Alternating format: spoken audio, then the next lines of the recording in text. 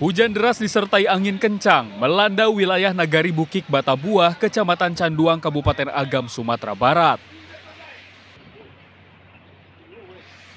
Sejumlah pengendara motor nekat melaju meski diterjang angin kencang dan hujan deras.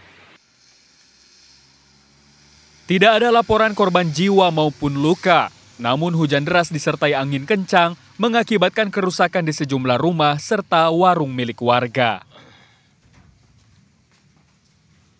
Beberapa atap rumah yang dibongkar, kanopi rumah dan kadai atau warung yang terbongkar. Dan ada satu warung yang dibongkar habis dan juga rumah semi permanen yang terbongkar habis. Untuk korban jiwa saat ini alhamdulillah tidak ada, baik itu yang luka-luka pun juga alhamdulillah tidak ada. Dan itu sebagai laporan sementara. Wilayah Nagari Bukik Batabuah merupakan lokasi terdampak parah banjir bandang dan lahar dingin Gunung Merapi yang terjadi pada awal Mei.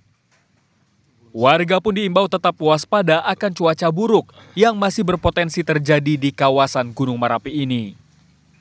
Dari Agam, Sumatera Barat, Juabdi Nursyah, RTV.